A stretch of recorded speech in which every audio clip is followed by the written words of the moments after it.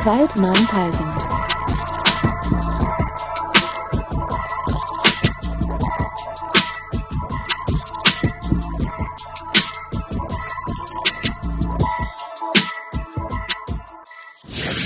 What's happening, people? Welcome to another episode of the Everything 9000 podcast. But you know what? Actually, there's only one place to start this episode.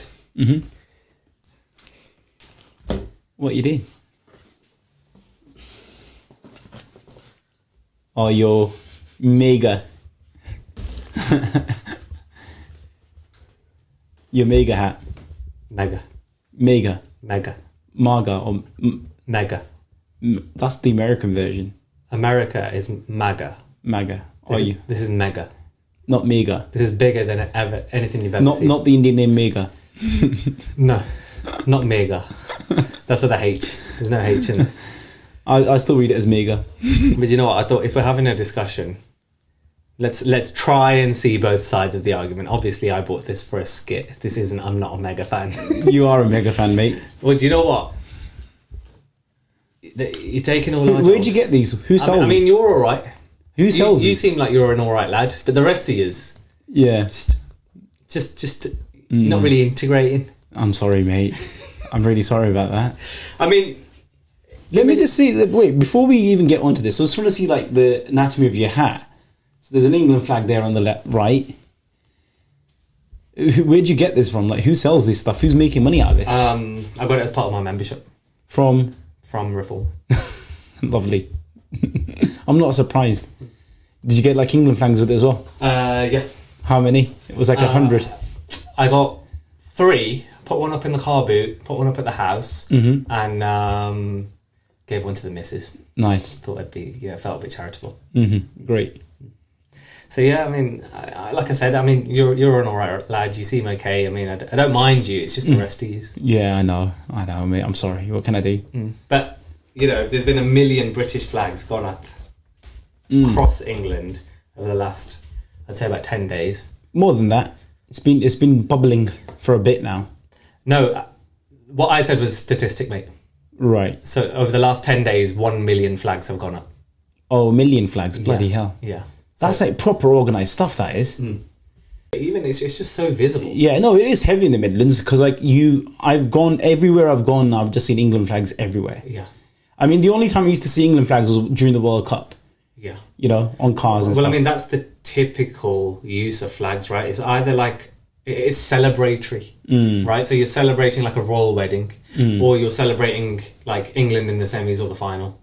So like that is what the typical use of the flag has been, and I'd go to the point that England isn't as nationalistic as country, like English people, generally speaking, aren't as nationalistic as Americans or Indians or any other people. Yeah, generally speaking. Yeah. Like I don't know if that's because of our identity, where we're quite multicultural, or I think it's partly multiculturalism, but it's also partly where English people and British people are in terms of we just don't care. Yeah, and it's so. Also, but there is a heavy proportion of people that would die for the royal family too. There is a nationalistic side to it. There is that, but I think generally speaking, the way English personality, the English moods have always been, it's not been so much all, you don't necessarily need to wear your heart on your chest type of situation, like to show your nationalism, to show that you're contributing for the country and so on. Like we don't talk to anyone on the tube. Exactly. Our humour's a bit different. It's, it's a bit more satirical. Do you know what I mean? We are a bit more reserved in that sense. And we kind of like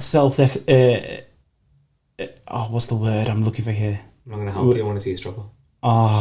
Self-efficating a bit in the sense that, we're sort of a bit reserved in compared to like Americans, for example. Americans are these big optimistic people. I mean, Americans are just cringe. Yeah. America, like, you know what it is? A part of me, there was for a long time, I've always wanted to visit America, especially New York, but like for the last 10 years, I would say for the last 6-7 years, I wouldn't even. I think that's a bit dramatic, but like anyway, yeah, like Americans are a bit cringe, but like I think the British like to do things in a quote unquote proper way. Proper, you know what I mean? There's a lot of traditions and customs, or it's very rigid, it's very hierarchical, or do you know what I mean? It's the proper way to do it, proper. But you know what's changed though? What's changed is the media. The way media has been covering this whole migration problem or migration crisis, so to speak. You've got channels like GB News just churning out shit. Like, it's like the Fox News of America. We never had a Fox News in the UK. That GB News is the Fox News in the UK. But there is an LBC News as well. No, there is. But what I'm trying to say to you essentially is, like, let me make my point, man. Right? So we've never had that type of thing before, right? Where you've had this extreme right-wing media that will just churn out any sort of crap where people will just stay glued on. Daily Mails. Sorry? You've had Daily Mail, which is Daily partially Mail. right leaning. You would Partially, say they're right. You would say they're right leaning. Yeah. Not partially right leaning, they're completely right. So doesn't that refute your statement? But then not only that, but right wing, The Sun, the Daily Mail, but then there used to be papers and they were more tabloids and they were more after stories like that would perhaps like scandalous stories and so on. But the narrative in the last couple of years, maybe in the last 4 or 5 years, has changed to like the politics has become poisoned so much. Our politics were divisive before, I would say. Yeah, people had different views. Yeah, right. But it was never like toxic or poisonous as it is now in the last 4 or 5 years. And a lot of that shift has come from America as well. The languages that, presidents are using in America, it sort of had an impact on the languages that prime ministers are using in the UK. And the push to the right and to the extreme, to the more to the right, it's just causing further division, because I'm going to completely disagree with this person here. So that means even if I'm a centrist here, I'll be seeming like I'm like an extreme left wing, or you, right? So people are not agreeing on, there's no middle ground anymore. And all of it comes down to the media, the sort of like mainstream media, I would say, and also like your social media channels. But there is, like I said, there is LBC and stuff. So it is both ways. It is both ways to an extent, but majority of the stuff that gets read, majority of the stuff that gets seen is extreme right wing, backed by billionaires, basically. There's a big. There's a big imbalance. Campaign. Yeah, there's a big imbalance. Like, people that don't relate to the actual people that carry the movement. Exactly. The Sun, whoever the Sun side would normally wins the elections in the UK. That's been generally the case for the last 20-25 years. I'm with you on pretty much everything. And then there is a point to note in that Labour are doing a shit job. No, of course they are. So that's not that. It's almost pouring fuel on their own fire. Yeah, no, Labour did an incredibly shit job. I've not seen any sort of difference. I was hoping for a change, but that change hasn't come about yet. And do you know what this goes on to? Before we move on to a topic that ties directly into this, is there anything else on this whole flag stuff? So, okay, let's just really try and break it down from the point of view of someone who's a mega fan. Yeah, they're saying, I'm just putting up a flag. Why can I not do that in my country? So what's the problem there? The problem there is the underlying tones. People are saying, "Oh well, I'm not racist. I'm just putting up a flag." That's complete bollocks, mate. There's so many people. People are going around putting up flags with balaclavas on. These are the same people that had a problem with putting masks on, like during the pandemic. And they got problems with burqas. Yeah, they got problem with burqas, but they want to put balaclavas on and go paint the roundabouts or put flags up.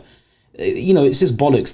Any person that says I'm not a racist has to justify themselves saying I'm not a racist. They probably are a racist to begin with. Yeah. And then, yeah. Number two, like also, the problem with putting up a flag, it's not just simply an act of patriotism, showing support for the UK or for England, so to speak, right? Okay, yeah, it's the appropriation of certain artifacts to sort of like for your own agenda, for your own propaganda. For example, like it is being appropriate by the right wing to show nationalism, which is borderline extremist right now, the way it's sort of going at this moment, the way the country is going at this moment, right? Okay, yeah, we're going further and further to the right. People like Farage are just stoking up fires everywhere here and there, and they're getting leads in the general polls and so on. So this whole argument that I'm just putting up a flag, it's got nothing to do with anything else. This is bollocks. It's like, if you think about in the 70s and the 80s, when you had like the skinheads and stuff, that whole movement going on, people could have said, "Oh, well, I've just shaved my head. That doesn't mean I'm a racist," but it does mean it's the connotations that are held, yeah, right? Because I think largely why people are putting their flags up, their arguments are, we can see Palestinian flags everywhere, we can see Pakistani flags everywhere, we can see Indian flags everywhere. Why can we not put our own flags up? It's wrong to put up Indian and Pakistani flags, I think. I think it is really wrong. I think it is, yeah. So, this is where you're wrong now, because you're trying to justify, you're trying to say it's two wrongs. That's not the right way to write it. That's not the right way to look at it. The Palestinian flags are supporting a genocide. Yeah. The Palestinian flags supporting the cause against the genocide. Yeah, so that's a different thing as opposed to like putting up India or Pakistan flags. What I'm trying to say is that you can't enforce your nationalism on somebody else. Palestinian flags. You just said that you'd expect to see an England flag when there's a football final or something. So that's a cause for celebration. Right. So is it not a cause for celebration on Independence Day? Yeah, that's fine. But then I would expect them to be taken down after that. I'd expect them people to like take the flags if you're going to have a little rally. It's less than 2 weeks ago. That's less. Yeah, in that case. But are you that organised in your life that you put a flag up and you'll take it down? Or sometimes, your Christmas trees there in the new year? No, that's fine. So what I'm trying to say is like we're trying to differentiate like what you're talking about Palestinian flags being everywhere and these people are saying Palestinian flags everywhere, right? Yeah, that's a different thing. That's to show your support against the genocide and also... But that's what I'm saying. Yeah. You said it was wrong. And I never said putting up Palestinian flag is wrong. I literally said putting up India or Pakistan flags is wrong. That's what I'm saying. I'm saying those as well, yeah. Yeah, so I think people shouldn't be enforcing your nationalism. If you do love India so much, if you do love Pakistan so much, and put up these flags, that's fine. You have pride in the country you're from, right? But then your nationalism's wasted here, mate. If you're really that nationalistic, if you're really that patriotic towards those countries, then by all means, you need to be there. So you're saying the exact same things that I'm not. But that is literally the statements these cap wearers would say. No, what I'm trying to say to you is that these people who want to show their nationalism, patriotism. So you're not against mega specifically, you're against nationalism per se. Yeah, nationalism, 100%. Right. Nationalism is the worst thing you could have for any person, for any country. People think I don't agree with that. No, people think nationalism is a good thing. It's not. No, literally, nationalism is the first step of fascism. I'll tell you that now. No, you've seen it through history, mate. It can be a good thing. There's nothing wrong with having pride in your country. I think no, that's a step there's one thing having pride in your country, which is nationalism. It's not. I disagree. I think nationalism is a step further from pride in country. Okay, fine. Maybe we're talking in differences in definition here then. Yeah. Right. So that's what I'm saying. Okay. I mean, in the similar vein, you had Ukrainian flags when that war was like at its peak, at its heat. Yeah. Wembley being lit up and everything. Yeah. None of these people had a problem then. Yeah. Right? Just because the Palestinian flag, it's for Palestinians who are Muslims, who are brown, who would be minorities in this country. That's a good point. Yeah, nobody had a problem with the Ukrainian flag. Exactly. And, nobody... And these guys didn't have a problem when they had to house... This is a really bad point, but when they had to house Ukrainians and there was a whole joke floating around, I'll get one, I'm sure the missus won't mind. Yeah, exactly. Yeah. So it's these type of people. So this whole nationalism craze that we've had waking up in this country, it's scary. I hope it's a phase and it passes over. I really hope that. But yeah, we'll see where it goes from here. There was... So the topic that I did want to move on to, Rachel Reeves' proposed property tax. Now, she's Chancellor for Labour. And this property tax, man, obviously the budget's coming out in November, but this is one that was really concerning for me.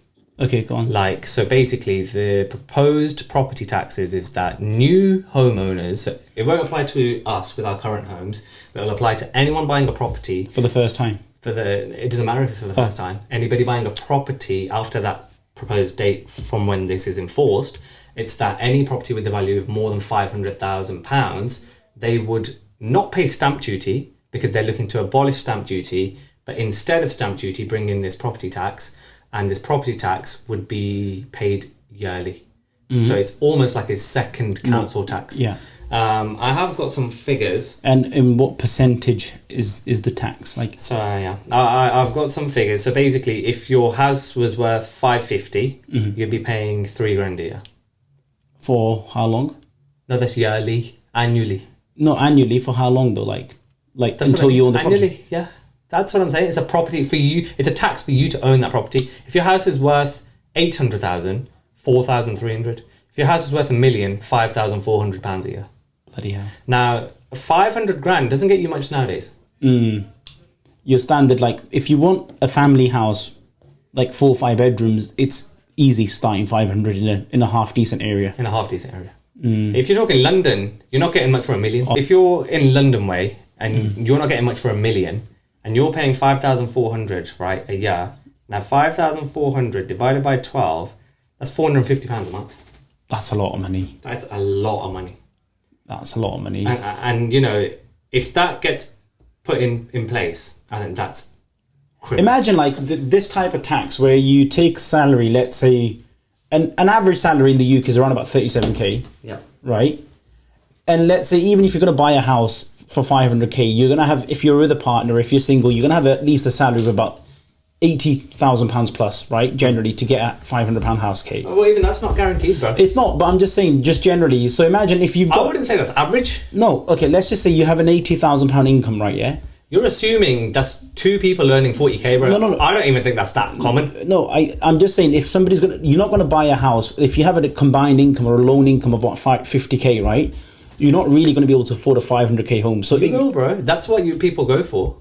No, it's not that you can afford it. It's the fact that that is what the house price is, what those income people would go for. Yeah, that's what I mean. So I think if you're earning, let's say if your combined income or your loan income is 50, let's say if your household income is 50k or something, yeah. Right? Yeah. You're probably not going to go for a 500k house anyway, right? Generally speaking, you're usually... Nah, you would, bro. I don't think you can get a mortgage on that. No, you can't. Unless you can like put a big deposit down. If you've got a combined income of 60k, which let's just say is 30k and 30k, yeah. which is not uncommon, bro. Yeah, that's right. Like that's average type situation. That is an average situation. Yeah. And they would be going for a house in the 4 to 500k market, bro. Because what are you getting for 300k? Just like, what would you get for that? You wouldn't get nothing. Yeah. Flats now, new flats, right? Start at like 300. 2-bedroom are like 300k. Yeah. So I get that. So let's just say even, okay, we'll take 60k, but let's just take 80k. Let's just be, on the higher end of the spectrum, right? Okay, yeah. Okay, 80k. Fine. Yeah. Imagine you get a property and then you're paying, from that 80k straight away, you're paying £5,000 for a tax. And then on top of that, you're paying council tax, which is going to be about 2-3 grand anyway for the year. Yeah. That's crazy, man. Yeah. But does that say, but how much do you save on stamp duty in that case though? Yeah, but stamp duty is like what percent is it? And that's a one-time cost. Exactly, it's a one-time cost. It doesn't even compare. Yeah. And stamp duty, even then, you're taking out a whole of, how much is it? 150 million or billion, was it? I can't remember. Right, that's how much income the government gets from stamp duty. So you're taking that away. Obviously, they're looking to fill that. But, under Labour, this 22 billion pound black hole that the Conservatives had left, that is now... So the black hole, for those who don't know, that's an unbudgeted spending pressures that haven't been fully accounted for by the previous government. That now has already reached 50 million. So it's like, what are Labour going to tax next? The thing is, I tried to have a conversation with you about so the thing is, and you didn't agree with it, which is fine, and we can still hold different views. But this started when it was the whole VAT on private schools and stuff. Which do affect people that we know too, and this is another one which would just it does. I think again what Labour are missing the point here, and I think this is why this is not the Labour that I recognise. This is not the Labour I want it to be. You've got people, we keep saying tax the ultra rich. There are so many people, there are so many huge organisations, institutions that get away with paying zero fucking tax, 100%. right? Yeah. So why are you not closing loopholes for them? Why are you making it more harder for the middle class and the working class to be able to put... For our generation anyway, we're probably the most fucked generation there's ever been in the UK. Oh, it's true. In terms of our income and our expenses. I was watching this video yesterday that were... And this is a off point, it's not to do with tax, but we're talking about expenses and we're talking about how these expenses are just killing us, right? Yeah. Somebody compared prices at Sainsbury's for certain products between a 12-month period, and a lot of those products have jumped by 50 to 80% in price. And you know what? I'm glad people like that are doing those things. Exactly. And it's in a 12-month period. So are you telling me that our wages have jumped to 50% in that 12-month period or 24-month period? Have the fuck? It's fucked, mate. Something that was costing 170 only like 15 months ago is now 270. In shops and stuff. And this corporate greed. You go to a shop, you're getting 20 items. Yeah, and that's easy. Before you could go to an Asda, fill up your trolley, fill it up, and it would be about £100. Now a full trolley is about £300-400. Nah, you're still talking about a couple hundred. No, at least a couple. It's at least a couple. Yeah. Before you could actually, I've gone shopping as a kid, where you fill up your trolley and it was about, if it touched 100, that used to be a big thing. Yeah, that used to be a big thing. But now you get 7 items, it's like fucking 50, 60 pounds. 30, 40 quid is standard. Standard, yeah. That's just before you've even walked through the door. It's crazy, man. And now you've got all these taxes. Honestly, this is what I talk about, and this is what you disagree with. This whole gap, inequality that just keeps increasing through successive governments. No, it is. No, it is. This is why we need so... But this is what I said. This is why I don't rate any of them. No, I don't like politics because they're all just different. This is why you need socialism. We've had socialism properly in the not the 90s, obviously, not through Margaret Thatcher, but post Margaret Thatcher. But when things were good in the noughties. It's just not going to happen in the UK. It never will. No, it has happened in the UK before. That's why we had the NHS. Yeah, right. We've had free education. Hugely unpopular, and since then we've boomed as a capitalist society. No, it's not going to go back to socialism. We've always boomed as a capitalist society, but this is what capitalism does. It drives people further and further away. It benefits the very few that are ultra wealthy that can get away with anything and everything, right? And whereas people that are left behind are the working class and the middle class that are then having to fucking struggle. Every penny that you earn end up now being spent. How much money do people labour say? in power, so what do you want? Labour in power, this is not the labour in power I wanted, so mate. But we've had 14 years of conservative fucking us over. So 14 years of conservatives. 14 years of absolutely starving public services. 14 years of conservatives left 22 billion in debt. Yeah. How long have we had Labour? I don't know, mate. They've doubled it. Yeah, they've doubled it, whatever they've done, but it's not the Labour that we were hoping for. So so the thing is, right, we always, any government's in power, there's always petitions signed against the removal of this government and whatever and blah, blah, blah. But the way things are going, right, the way this wave that we talked about of this right-wing wave, right, and the way how, at the same time, Labour is failing, right? Could there be a situation in the next couple of years where there's a forced removal of Keir Starmer? No, there could be. There could very well be. But Keir Starmer is one of those politicians that basically, we can't remove Keir Starmer. We can't. No, obviously we can't. No, it's the MPs. Yeah. But he moves in such a little slimy way that he will say anything that any person wants to hear, right? He still remains popular. He still remains as the moral leader of the party. That's because I think there's weak candidates throughout the party. Who else is there? No, but there's weak candidates throughout every party. You talk about... Okay, who else is a genuine candidate from Labour? So I think the person who's slightly more socialist than him is Angela Rayner, right? Yeah, in the deputy at the moment. See, never heard of that. And I'm not... Obviously, I'm nowhere near as attuned to politics as you are. Yeah. But at the same time, I am still fairly attuned. Yeah. Ish. So you've never heard of it. That doesn't mean that she's not good or she's not... But it's not good from her PR or whatever it is. No, but then when it comes to it, they do end up doing the PR. She's quite well known. Like when Rishi Sunak was Chancellor, he was making a name for himself. Yeah, but she's not Chancellor though, is she? She's okay, but Rachel Reeves is, and she's not making a good name for herself. No, but then, tell me who was the Deputy Prime Minister for Boris?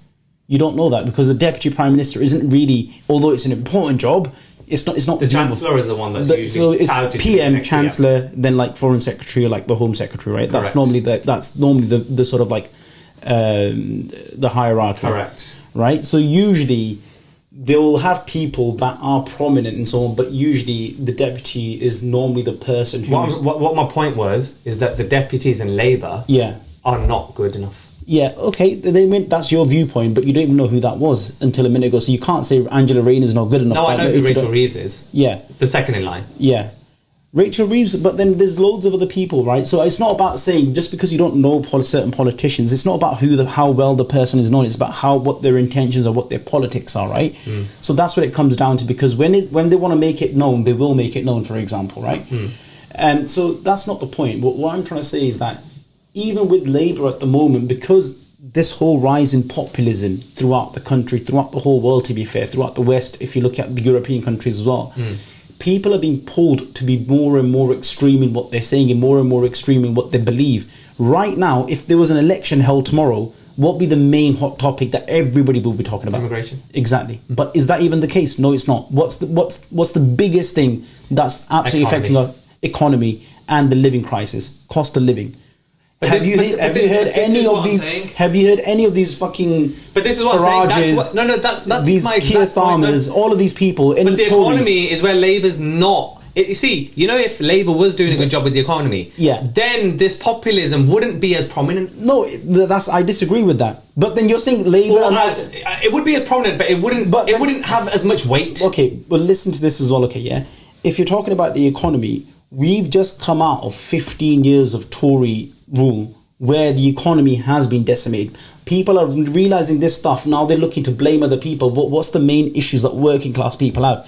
It's the decimation of public services. It's the decimation of the NHS, right? It's the that wasn't under the 15 years, mate. No. That was long before that too. No, the NHS was working perfectly fine when Labour left. No, it wasn't. It was. If you look at statistically, it was, mate. I'm telling you, statistically, in 2010, NHS was in a much, much better condition, 10 times better condition than it is now. NHS has been needed reform for a long time. It hasn't. It was long before the Conservatives came into power. No, it hasn't. I'm telling you, mate. Statistically, I'm telling you statistically that it wasn't the case. I think we'd need to research into that.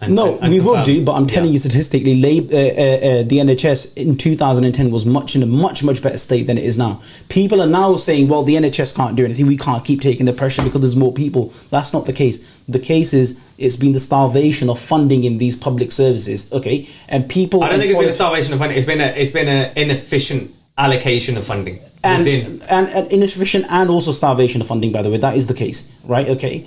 There was, when Theresa May came into power in, was it 2017? Why can we afford so much spending on, like, wars? Yeah. But then not this. By the way, we're getting really dragged into this. No, but this is what I mean. So discuss, okay, go on. Yeah, but fair. Yeah. No, you can finish your point wherever you point. So what I was trying to say is, you keep saying, like, oh, it's the allocation of funding, but it is you're funding, you're allowing money to be spent elsewhere where it's not really needed or it's not going to be beneficial to the public as British people, whereas you're sort of starving the public sort of services. Even like if you think about public transport, look how the costs of that has spiraled. It's ridiculous. Apart from the bus, I think the bus has done pretty well. The buses are okay, it's been fine to an extent, but generally speaking, right? Trains, generally speaking, like people have no option but to drive. But even then, if they want to drive, the cost of the fuel has been crazy. Insurance, everything's crazy. Car insurances are scams. Exactly, they double it without even. So these are the real issues we need to be at the forefront of the politics, but it's not. This was a major topic which we were going to talk about, which is the Morecambe FC takeover by Punjab Warriors, right, who are owning this National League club now.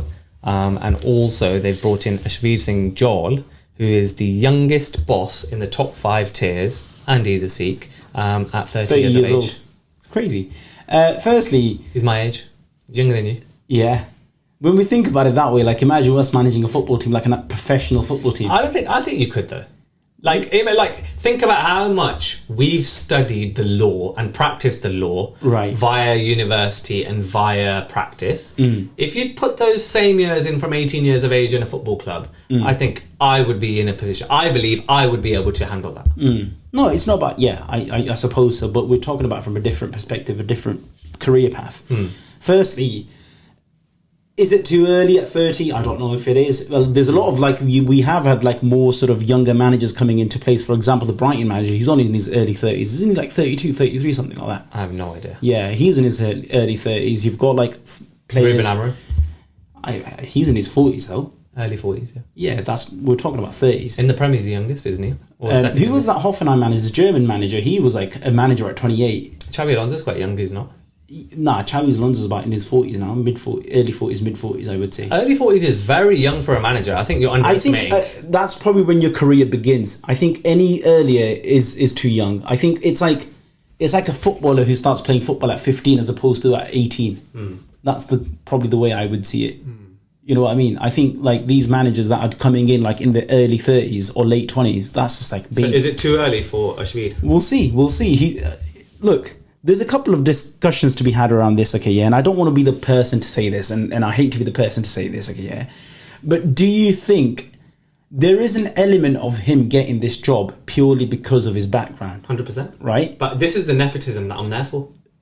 Yeah, I suppose so, in a way, because we do need opportunities, because how many other Asian... We're starved. We're starved of these types of opportunities. Of Sikh representation in the league. There's one referee was there. Yeah. And what else? And two of his sons, but then they're lower leagues. And even the guy that made it. Any players? I don't think so. You've got the likes of Yan Dan and stuff, yeah, and a few other players, like the Aston Villa players. But then, unfortunately, which ones? There's Arjun. No, there was a Wolves lad. Yeah, there's also Arjun Raki, or I don't know. Do you know who I'm on about? He played for Villa. He played in that FA Cup game as well. He did well, but then he sort of fizzled out. I think there was a Wolves lad. I've forgotten his name.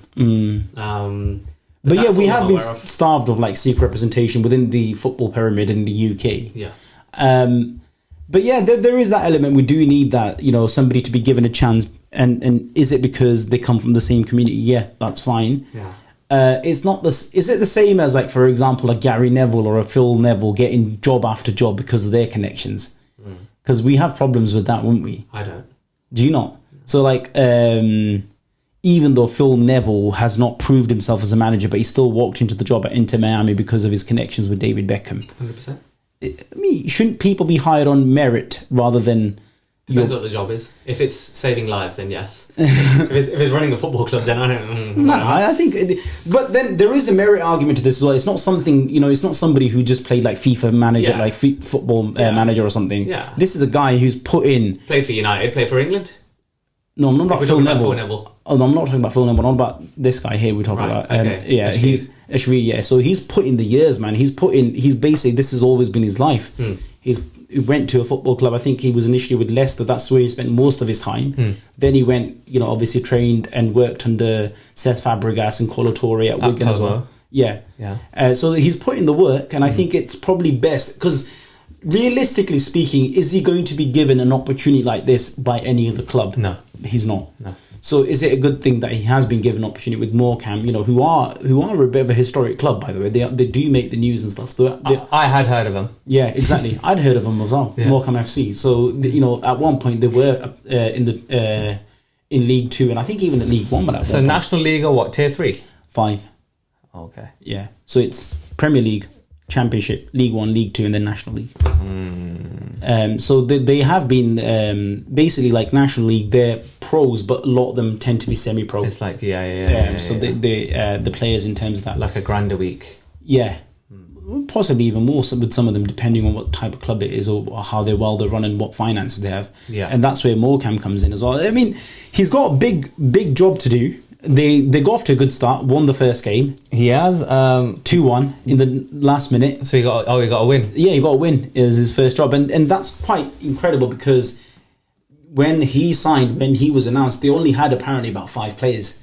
So they literally had to hold trials, bring players in, make signings, and then just get the team out. And then kudos to them. But in terms of moving forward, it's going to be a tough ask. Morecambe themselves financially have been in trouble for a long time now. I think players and staff weren't paid for a couple of months, up until like June or May or June something. So recently, the first thing that the owners had to do was pay that staff, pay the players. Well, yeah, talking of the owners, Goldbridge Singh, the group's head of communications, right? He talked about Punjab, the land of 5 rivers, our native land, for us, our heritage, our culture and our faith, our core principles. They make us who we are.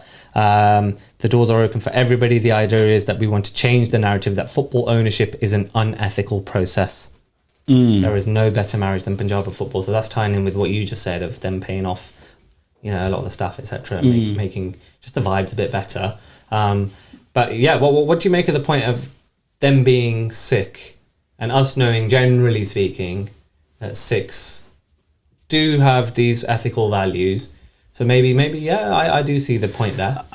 To be honest, I think having ethical values and so on has nothing to do with one's identity or religion or faith. It's just how the person is. You can have people that appear, you know... No, I disagree, man. I think this country, prime ministers always make a point of that Sikhs that have come into this country have, you know, not only they've thrived in this country, they've put their head down, worked hard and thrived. So that is very much that sort of moral compass and values that I'm talking about. Yeah, but then I think saying it yourself and saying this is what I'm about, it's one thing, but it's more about what your conduct is going to be and how it's going to be going forward and what your conduct has been in the past. So we don't really know much about the owners or their past or where they've come from or how they've come I'm not talking about them specifically. Yeah. I'm just saying that point that they've made, I can see some value in that. Yeah, I suppose what you mean, I get what you're saying, but generally speaking, I think if we're going to hinge our hopes on like Morecambe now doing well because of these Sikh values, I think that's a different...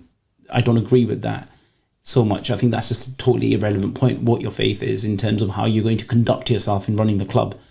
And bringing your faith into it. That's not important because if everything's not run... Manchester United seeing these problems now, the club's not run with the right values that they hold off and on the pitch, right? Because the owners don't give a shit and the club is struggling. So, but but according to Jim Ratcliffe, he does give a shit. So it's like Jim Ratcliffe saying, he owns 25%. No, I'm saying Jim Ratcliffe, but he's the one that runs the club now, right? He makes football all the operations. Yeah, so he's not the commercial. No, not the commercial, but he still makes all the decisions. He still made the decisions to let people go.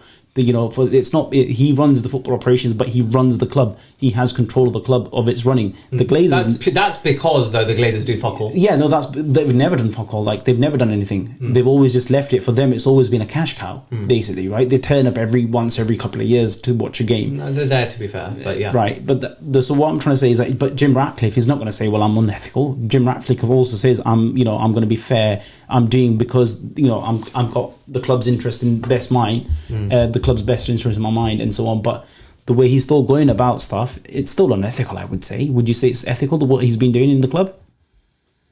I just want to sign Believer, so... Believer. Sometimes okay. sometimes Chalda. So...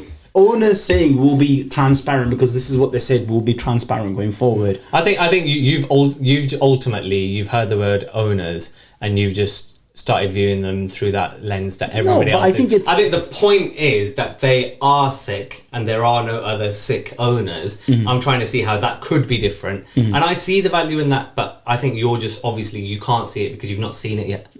Exactly. Yeah. And that doesn't mean to say it can't happen. It can happen, and I hope it does. And I think I will be having the values that Sikhs generally have. I believe that it is possible.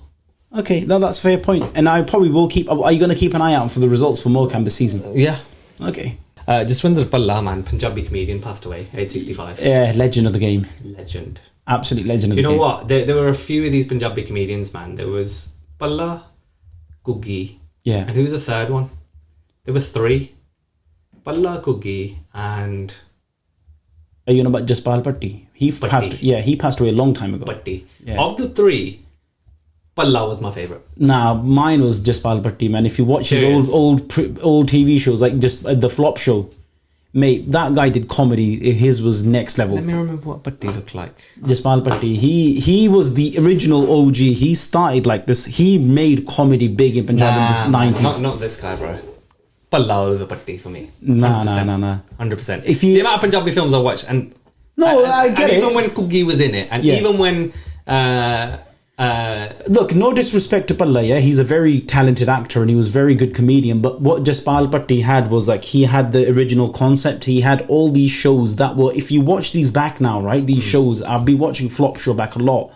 That's real true comedy with the meaning behind it. It's not just like slapstick, right? It's taking everyday situation and pointing out like the wrongs in our system, I suppose, but in a satirical way, the way comedy is meant to be. And Jaspal Patti did that for me, man. And if you trust me, go back and watch the Flop Show. There's a few other shows that he did which were really good, but the Flop Show was always brilliant. Always makes you laugh. It's not laugh out loud. But I think sticking to like, I think that's a bit niche. Yeah. I think going to what the Punjabi movie scene. Yeah, Punjabi movie scene is which different. is also niche, but more common to people of our generation. Yeah, but to be honest, the Punjabi comedy scene in movies in the last 10 years or so, hasn't that been great? It hasn't, no, but it was before that. Yeah. The 10 years before that, where Punjabi movies were okay, and sometimes you'd go to the cinema to watch one, then...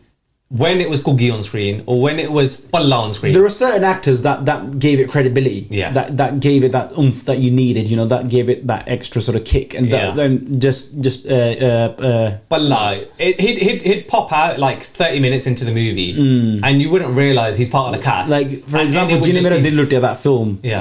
That was great. I'm sure it's the one where he's the lawyer, Karakot, right, with Bindu Tillon. Yeah. So those types of films, comedies back in like the day, they were good. He's a legend, man. He's a legend of the game. But one thing, have you seen, and this is one thing that troubled me as well following the death of Bhalla, is the media coverage of the funeral and his death in general. Do you not think it's I didn't see any of that, so what happened there? I think it's just outright fucking wrong. Was it a bit like... It's like a party basically for the media, like people showing up. And it was a bit like that with Ozzy Osbourne, man.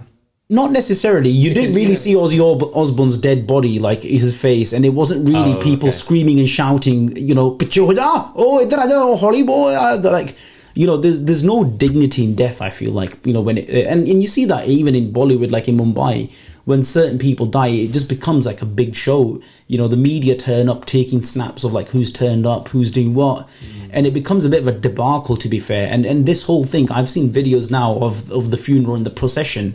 It's just crazy, man. That reminds me of... I wouldn't want... I wouldn't want my loved one who's passed away to go through that, and I wouldn't want to go through that myself in death. I think that was part of the reason, or probably the main reason, why Ronaldo didn't go to Jota's funeral. Yeah. Because he didn't want to make it into this debacle. Exactly. And this whole thing, and it's just people people trying to grieve, and all of a sudden they've got a camera in their face, and it's also much like... No, but that is where I'm getting from that Ozzy Osbourne bit too. Like in Birmingham, I'd see pictures of Sharon Osbourne like absolutely crying and stuff. Like it's just like we don't need to see that. Exactly, and but it was still a bit more respectful. I mean, if you think about the Ozzy Osbourne stuff, but like times 200.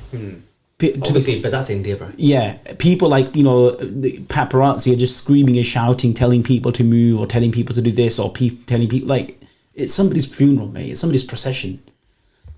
Mahnoor Cheema, bro. We've talked about her before. We covered her when she did her GCSEs. Did her GCSEs, and from memory, it was something like I think she got 16 or 16. GCSEs. No, it was 30 odd. Oh yeah, it was. It was 30 like 33 GCSEs. All like top level, all AA star, and now she's got 23 A levels with Fucking hell. AA star. That's just nuts. The way, so I was reading this as well, like so the way it's not like she's done them all at one time. Saying that makes me feel stressed. It does. Imagine being her cousin, mate. Because in that house, in Asian households. Mahnoor de 23 आए, देखो 10 A level नहीं लगा. Mate, I just about did 3 A levels, and I didn't get A in all of them. What did you get in your A levels? Of course, bro. What did you get? Whatever the top grade is, I got that. No, you didn't. I did. Tell me what you got in your A levels. A star, A star, A. You didn't. Okay. A star, A star, A. Yeah. Mate, there's no way you went to UOB with that. Well, what did you expect me to go to Oxford? Well, yeah. I could have. Could you? Yeah. Debatable, mate. Because you didn't get A star, A star, A. I did. I'll have to see evidence of that offline. Do you want to know my GCSEs too? Go on. That's believable, but your A levels is not. It is. What'd you get in your degree? Same as me, mate, yeah? 2-1. I got 68. Right, no, you got 2-1. I got 68, You which got 2-1. is a very high 2-1. Yeah. It's a very high I got a 2-1. You got a very low 2-1. I did get a very low 2-1. You got a 61. No, I did not. I got like 65, mate. Fuck off. It creeps. So every time we have the discussion, it's up by 2 marks. It's not. 65, my ass. You didn't get a 65 in a single fucking module, and you're telling me you averaged 65. International Human Rights got 72. Is that your highest? Yeah. I got an 83. Yeah, who gives a fuck? Yes, get on my level, bro. Get on my level with it. That's what I'm trying to say. See, you can't conceive. For you, it's not even a possibility of me getting A star, A star, A. Because that's not even in your vocabulary. No, it's not. It's not. I know it's Regarding not. you, it's not. I know. In your context, it's not. That's fine. But back to Mahnoor, right? The person we should be discussing. 23. So adding 20 onto that is fucked. Because I remember GCSEs went hard. For the time, your age, whatever it is, you think it's hard. Okay, at the time it's hard. But then when you look back... A-levels are actually tough. A-levels were tougher than GCSEs. A-levels were tougher than uni degrees. I would agree with that. A-levels were tougher than the LPC. Possibly, yes. In fact, the LPC is more closer to A-levels than the uni degree, because what the LPC does is just heavy volume. But then too, You just need to SQE, I remember would say, was probably the toughest exam. Well, yeah, same bracket. Yeah, because it's just like volume. It's and sheer volume. A-levels is sheer hard, volume as man. well. A-levels are hard. But this she's got an IQ higher than Einstein. So that's something. 1/6 something, isn't it? 161. Yeah. And she's going to do medicine at Oxford University. I'd hope so. Yeah. Well, what are you going to do after that? And she's saying like she's a bit nervous now because she's only going to be studying one thing. What would you do? She did all that, and she's like, do you know what? I'm done now. I want to do geography. She would probably like do geography in a night and be done with it. Yeah. And be like, oh, can I do masters now? Yeah. In history. She will probably get a doctorate. Yeah. In something. Yeah, 100%. But then it. Oh yeah, well she's doing medicine. Okay, so if you are that intelligent, and let's say your child is that intelligent, right? Yeah. And forget your child. Let's say if you're that intelligent, your IQ is that high that you could actually just go into any field you want and smash it with that type of brain. Knowing that you could go into any field, whether that is physics, whether that is astrophysics, whether that is neuroscience, anything, what would you go into? That's what I'm trying to tell you, bro. I'm trying to tell you that for me, she needs to do some groundbreaking stuff. Yeah. Because, you know, you can get 3 A-levels. You can get 6. You can get 9. You can get 12. Yeah, but you can't get 15, 18, 21, and then she goes to 23, right? So it's almost 8 times as much as what we did. Yeah. So I think she just has that, you know, some people have that, what is it called? Is it called photogenic memory or like photographic memory? Some people have that where they look at something and it just imprints on them and they just remember that. So she obviously seems to have that sort of thing where if she reads something once, that's it, it's in there. Now, we've created, as a society, we've created this wonder kid, right? And our public education system, right, in my opinion, needs a revamp if she can absolutely bang out this whole system. She's like, oh, these kids are doing 3 A-levels. Fuck that, add 20. Plus 20. Well, actually, is that as many subjects you got? If you got any more, I'll do 25. Have you got any more subjects? You haven't got more subjects. I'll do 23. She's taking the piss on them levels. To be able to do that and smash it on that level, and then if you can't go and affect humanity now on a major scale, then what's the point of the education system? I mean, I think the point is like she will need to do whatever interests her, whatever stimulates her mind the best. But you're not answering my question. Right. What's the point of us having an education system? Unless we're saying the point is everyone just get your A-levels, get your job. It plays a role in society in that way. Yeah. Or is it to allow excellence, to find excellence? But then with that excellence now, like for me, no, she shouldn't be able to choose. Like there's some social responsibility there. No, she shouldn't be able to choose. Oh, I want to know how to make the best photographic lens in the world or something like that. That doesn't affect anything in any way. I'm a big photo geek, right? But I don't give a shit about that, right? I need this person. So she needs to cure cancer. Yeah, she needs to cure cancer. Okay, something on that scale. Yeah. I don't know. No, because if she'd have done 6 A-levels or 10, all right, cool. You do what you want. Go Oxford, have fun, do what you want. 23, bro. And that he's smashing them. Ace, all at A-star A. Okay. I say, you know, let her enjoy what she needs to do. No. And let her be effective in what she wants to do. That's too woke. It's not too woke. That's too woke. It's not too woke. That's too woke. Did you hear about Mark Goldbridge being given the live streaming rights from Bundesliga? Yeah, him and Gary Neville's channel as well. What's it called? Talk about football or nothing. What's it called? The overlap, yeah. So they've been given it, and then also obviously the BBC. So they the whole point is they want to get Bundesliga into this market, but then also make it accessible for younger people. And obviously younger people are watching this stuff on YouTube now, so that's it. It's a big market there. It's a big market, man. But of all people, Mark Goldbridge. Yeah, I don't want to say the word. Go on. But he's an idiot, man. He's funny for that very reason. It's like, you know, AFC TV. Yeah, it is. That's it. That's exactly what it is. Troops, that's it. I dislike that guy strongly, man. I can't stand that guy. And Mark Goldbridge is almost on that level for me. But it just shows, man, how media is evolving. It is. Because streaming is where it's at now. And, for him, it's so random. Like, yeah, the overlap, I get it.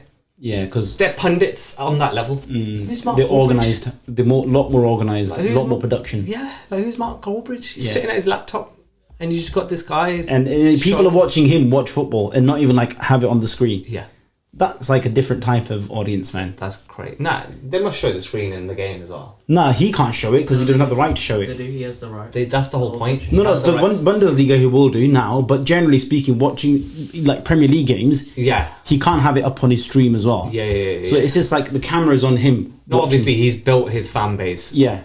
Of him being a personality and giving opinions. Exactly. But in the Bundesliga, he can show the game. Exactly. And you're watching along with him, essentially. With him. And that's the experience there. Yeah. But generally speaking, Mark Goldbridge, he gets a viral clip after every United game anyway. He does. I've clocked what he does. He's very negative about United. Yeah, can you be positive about United, though? Is that a possibility? You can. I don't think it is, mate. I'm a believer. Right, okay. To be fair, you've done well. How many points were you off top last season at the end of the season? I think like 40, 50. To cut it down to 5 points now, it's quite an achievement. That was quite good. No, fair play. To cut it down... If you do something good, I'll give credit. Right. Fair play. So to cut it down from that to 5 points, it's quite significant, I think. If we lose to Burnley this weekend, I might go back to giving up. Right. No, but then even then, you'd still be like 7 or 8 points off. 8 points off. Yeah. Which is not bad. It's not bad. An improvement on last season. You know? Silver linings and all. Silver linings, man. Silver linings. Did you see this? The A13 was at a standstill for a Fitcheck. Pakistani lads going to a wedding. Right. All rented cars. The police seized 9 cars. The cameraman took a drone footage of it. What is wrong with people, man? This is a flex, bro. It's not. This is the flex. There was also. Do you know how many views this has got? 2.1 million. Yeah, but TikTok. Then like, what if I was a person on that road? I'll be fuming, mate, because I get road rage anyway sometimes. But the cars got seized and they're rented anyway. They don't give a fuck. Yeah, but then like, there has to be some sort of penalty. That's like an offence. Oh, by the way, it's an offence to be on the motorway anyway. Stood on the motorway or walking along the motorway. So that's again a fixed penalty there. What's going to be? Yeah, it's going to be a fixed penalty. So what? But then you've had a few of them. Nah, I've never had a fixed penalty. Few points. No, I've had a driving.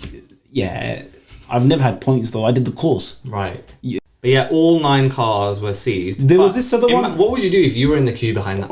That's what I'm saying. I'd be fuming. I'd be fuming. I don't know what I would do, but I'd be fuming. A motorway to a standstill. That is crazy. That's nuts. That's actually criminal, man. That. I hope they get heavy fines and some sort of record on their criminal record, man. That's unacceptable. There was this other one that I saw was similar to this. I think, again, it was a bunch of Asians going to a wedding on the motorway, but they stopped to argue with somebody in a van or something, and they held up the traffic. This guy, acting all big and stuff. That's more common. Got out on the motorway to start arguing with this other person. Everybody's just laughing it off like, you're an idiot, mate. Get back in the car and fuck off. You've got wife and kids in the car. I saw one where this lad stopped the motorway, got out of his car, and did a few actions to the camera for a music video. So it's becoming more common, you know. We need to clamp down on it, man. We need a bit of that.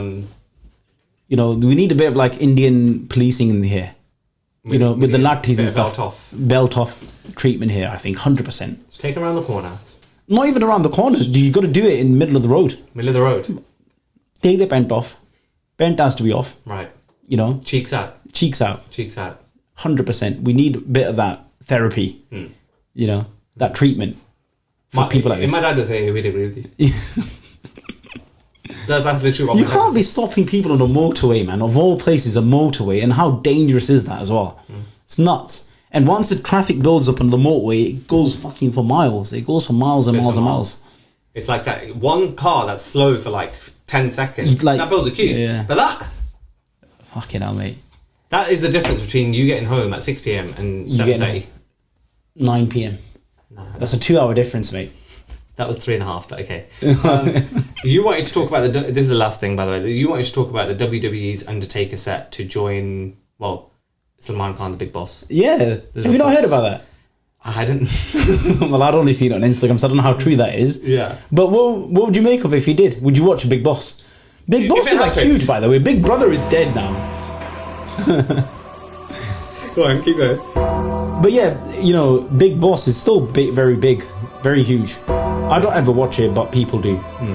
The Undertaker, man. Undertaker's going to be there. The great Khali's been in it. Yeah.